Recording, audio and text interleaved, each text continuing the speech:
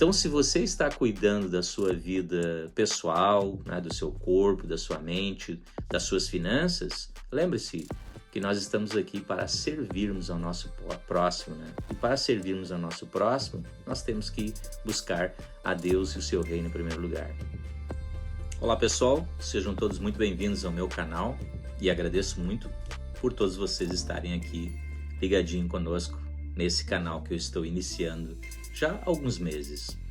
Hoje eu gostaria de falar sobre alguma coisa muito importante e é sobre a importância do dinheiro de uma perspectiva espiritual e creio que de uma perspectiva de como Jesus falaria sobre o dinheiro. Jesus Cristo, como nós sabemos, uma figura central no cristianismo e que deixou um legado de ensinamentos profundos que vão muito mais além do que apenas aspectos espirituais.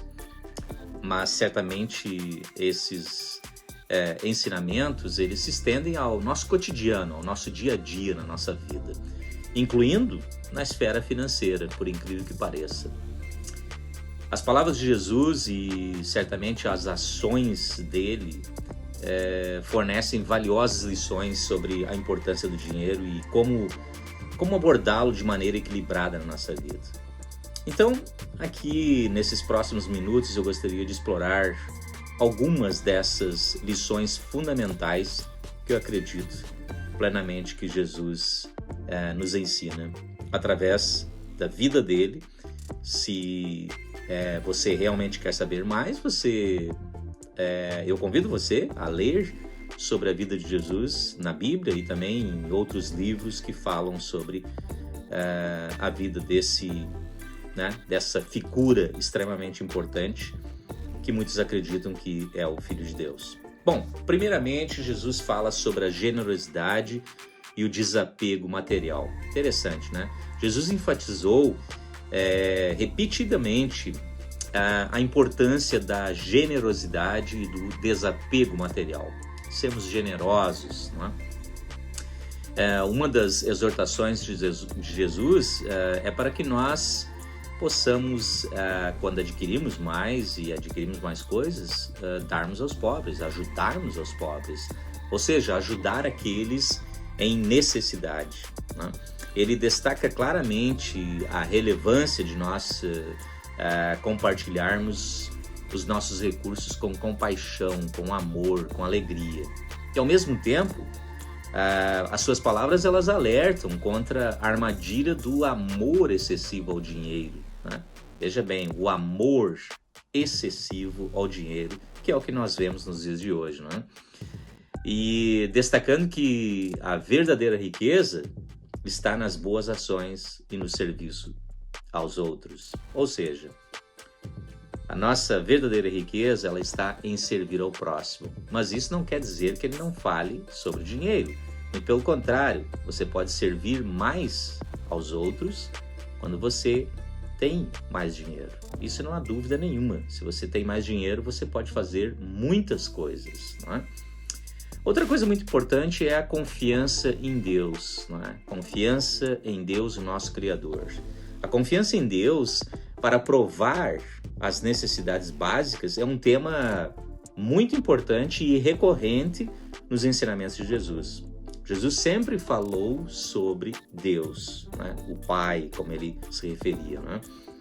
Por exemplo, né, a parábola dos lírios do campo e das aves do céu ilustra a ideia de que ao buscar primeiro o reino de Deus, as preocupações materiais serão atendidas. Essa parábola está lá, né, no livro de Mateus, né, e com certeza, né, uma parábola que nós acreditamos que foi dita, né, por Jesus. Esse princípio na parábola, não é, de nós primeiro colocarmos o reino de Deus na nossa vida, ele nos incentiva uma abordagem equilibrada para as finanças, né? Destacando a importância de uma fé sólida, ou seja, primeiro eu coloco Deus em primeiro lugar, o reino de Deus, e eu quero fazer parte desse reino. E você que está aí do outro lado, quer fazer parte desse reino?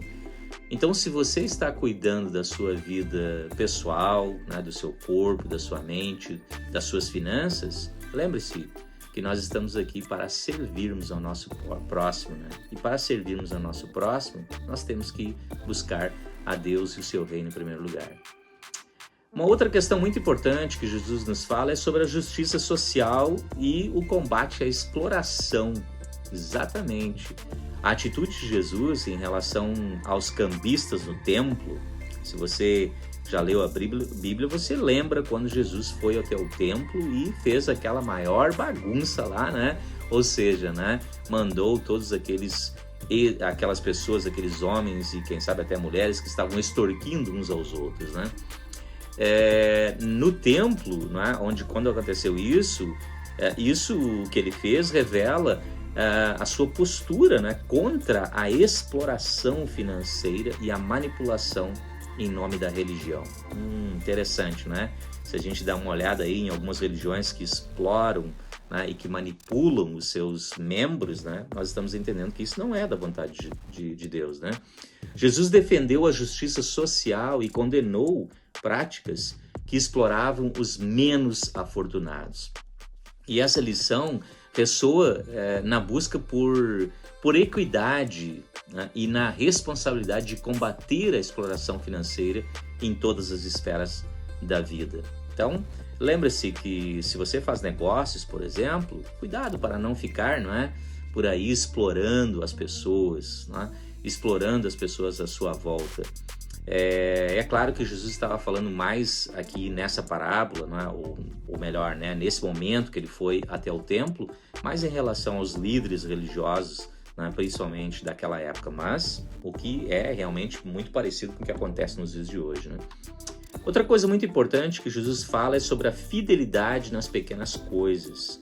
Jesus destacou a importância da fidelidade nas pequenas coisas. Uma lição evidenciada, por exemplo, na parábola dos talentos, né? Ao ensinar que aqueles que são fiéis no pouco serão confiáveis no muito. Ele oferece uma visão sobre a gestão responsável dos recursos financeiros. Ou seja, nós temos que ser fiéis no pouco para que a gente possa ser fiel muito mais ainda quando nós tivermos mais, né? Ou seja, você tem que começar no pouco, né? Essa abordagem que Jesus nos falou, ela destaca a necessidade de sermos bons administradores de tudo o que nos é confiado, independentemente, né, da sua magnitude. Ou seja, se você tem pouco, ou se você tem mais ou menos, ou se você tem muito, você tem que ser um bom administrador. E se você ainda tem pouco e está no processo de adquirir mais, lembre-se de ser um bom administrador em todos os momentos, em todos os níveis da sua vida. Outra coisa muito importante que Jesus nos falou foi sobre a busca da verdadeira riqueza espiritual, né? Isso aí é muito interessante porque nós vemos numa sociedade em que vivemos onde o materialismo e o secularismo ele tomou conta, não é, de todos nós, principalmente na sociedade ocidental, mas não só, até mesmo na Ásia, onde eu muitas vezes vou lecionar, eu vejo claramente isso, né?